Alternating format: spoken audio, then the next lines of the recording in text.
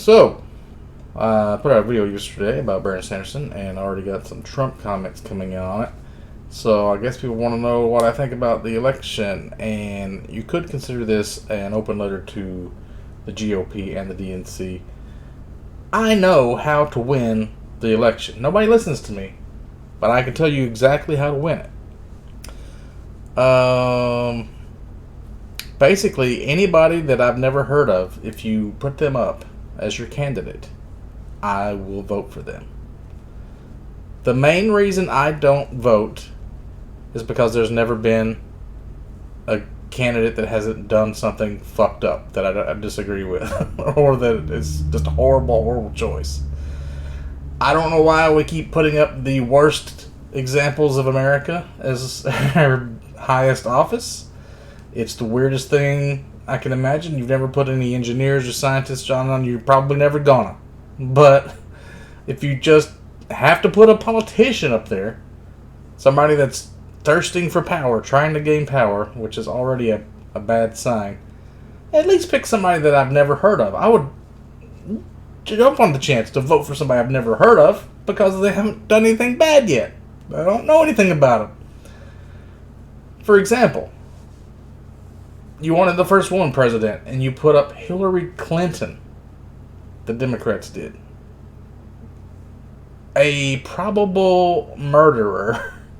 She's got all this stuff with her, the emails, and the Clinton Foundation. Like, all these people end up dead that were connected to her. And it's like, and then she was like having like fainting and passing out, heart attack or something. Like, she was having all kind of medical problems. And like her only qualification really for the office that she held was that she was Bill Clinton's wife, because everybody felt bad for her because her husband cheated on her in the Oval Office. Like, what the fuck are we doing, guys? This is your best candidate? Any other woman I've never heard of. AOC, I would have voted for it, and she's like a bartender that shouldn't. I mean, she's not really qualified, but she's better. That's why she got the vote. That's why she got her job, because nobody had heard of her. She wasn't one of these fucked up asshole politicians. Any woman. Kamala Harris, though, she's got some kind of bad reputation now, too, though. So, anybody but her, too. Anybody else. Especially like Liz Warren. I'm fine with that. Not Pelosi, though. Everybody hates Pelosi.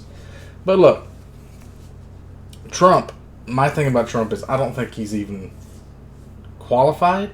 But even if he can run, depending on how, like, the investigation and the January 6th thing, and, like, the nuclear program or whatever, like, the secret documents he had at his house, like, if that didn't disqualify him for president, I don't know how anything would. But even if he can run, how is he possibly going to win with that? Can you imagine, like, what he's going to say in the debates when anybody just brings up all this crap? I mean, you could even go back to, like, grabbing women by the pussy. That probably shit don't fly now. We're, like, in a really even more liberal society now with all these, like, transgenders and stuff going on. You could bring up 1,000 things he's done and, like, make him look like an idiot. How could Trump even win? He didn't win last time.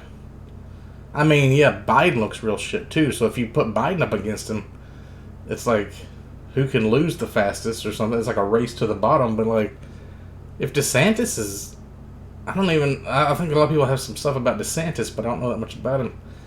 But he's, like, better than Trump.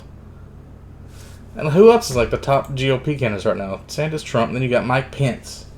See, Mike Pence is one of those guys. I've heard him say some really uber Christian stuff before. Like, fundamentalist Christian shit. A lot of people like want to turn America into like a theocracy. Mike Pence is one. I think Ted Cruz said some stuff a while back about that a long time ago. Ted Cruz, like, you get all these people that I consider just deal breakers. Just like, if you don't put these guys up, anybody else is fine. Mike Pence, Ted Cruz, Rick Perry, George Bush Jr., Jeb Bush, not George Bush Jr., Jeb Bush. Anybody in the Bush family or in the Clinton family that's like no more dynasties, if they've already had somebody in the family that's been president, they're out. Yeah, those three are like super religious, and Mitch McConnell. Can't have Mitch McConnell. He's one of those like the Emperor Palpatine kind of like power chasers. Like, he's obviously evil. Like Ted Cruz. Ted Cruz and Mitch McConnell, they're evil motherfuckers. You can tell by the things they've done and said. They're just in it for like money and like trying to like, they're paid for by these corporations. Just anybody but those assholes, like all these deal breakers. Glenn Youngkin. See, there's a great one. I've never heard anything about this guy. What does this say? He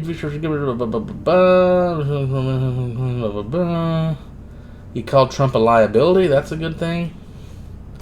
Yeah, a lot of these people that are on this top 10 list I'm looking at by Washington Post, it's like, what did they say about Trump? Like, that's their qualifications to be in the top 10. Ted Cruz dinged Trump for not spending more to help Republicans win. Tim Scott.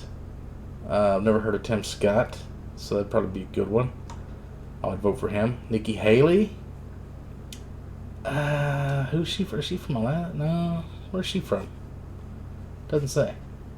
I guess I'd vote for her. Never heard of her. Mike Pompeo. I've heard of him. He suggested late Thursday that the party should move on from Trumpism, or at least from Trump's constant social media score settling, which has been pervasive since... Yeah, that's another thing.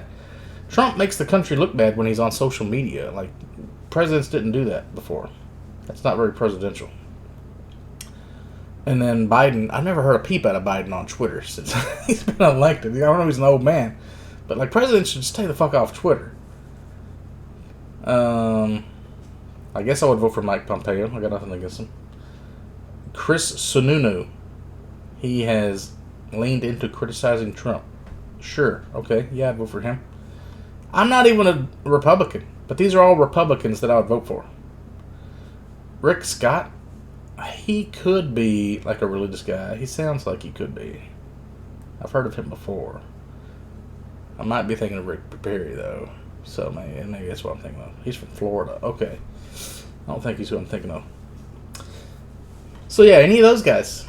Anybody but somebody that is on my deal breaker list. Well, let's see who the top Democrat probably are besides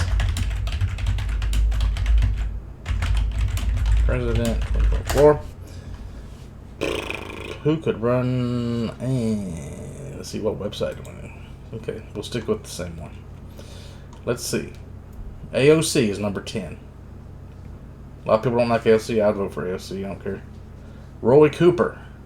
Yeah, he sounds great. Never heard a fucking thing about Roy Cooper. Elizabeth Warren. Yeah, I like Liz Warren. Bernie Sanders. Hell yeah. I would optimistically, enthusiastically vote for Bernie Sanders. He's like been my guy since the beginning. I don't even care if he's 81 years old. Amy Klobuchar. Never heard of her. Yeah. I mean, I've heard of her, but I don't know anything about her. So yeah. Gavin Newsom. Yeah, he sounds like a good guy. He sounds like he's done some things. Gretchen Whitmer. Okay. Yeah, I'd vote for her. Kamala Harris. I don't think I would vote for Kamala Harris. She's a deal breaker. Pete Buttigieg. Yeah, I'd vote for Pete Buttigieg. I've heard of him. I don't know much about him, but he's young and I feel like he got some good ideas maybe. And then Biden I would not vote for. He's just too... Trump, Biden, neither one of those are... I would even consider voting over. I mean, I've got my... I always was registered to vote, but I was registered back in Lexington. Since I moved, I hadn't changed my address, so I'd have to go all the way up there if I wanted to vote. But now I got my address changed on there, so 2024 I can vote. But if it's Biden, Trump again, I'm not going to be voting for either one of those guys. It's just... And then you got the Green Party. Somebody that's running this year said something like really woke, so I probably wouldn't vote for them. But the last election I would have voted Green Party. I forgot who it was. But anyway, yeah, that's all you got to do. Anybody that I've never heard of, just put some random Joe Schmo as your candidate, voting for him. Yeah, great. Give him a chance. Why not? We can't go wrong. I mean, it's the easiest thing in the world to figure out, but nobody's doing it because they want popularity. And they think, see, we're not voting for somebody; we're voting against the other guy because everybody keeps putting up bad candidates. Now, if the Republicans and the Democrats both put up like kind of unknown people, then maybe the name recognition would pull through. So if you had like Pete Buttigieg versus some random Republican I never heard of, then Buttigieg would probably win. See, that's the thing about, like, I'm kind of libertarian, I guess. I have like kind of liberal social values, and then like kind of fiscal Republican, but then like, I don't know, I'm for guns, but I'm also for abortions. It's like, I don't know, man. I'm kind of all over the place. Like, I would go either way. If you just give me a decent candidate, anybody that's not somebody that I can't vote for, I will vote for. It's not that hard. I mean, anybody, like, stay away from celebrities too, if we can. Unless it's somebody that's a writer or a news guy that's like researching stuff all the time. If that's what made them famous, then that's okay. Or a comedian, because comedians kind of have to research stuff to know what they're talking about, to make jokes about it. Other than that, like, just actors on TV shows, or like The Rock. Nah, I don't think I would vote for The Rock. That's crazy. But anybody else, just Joe Schmo. Vote for Joe Schmo. Give me a regular old dumbass candidate. Or Jill Schmo.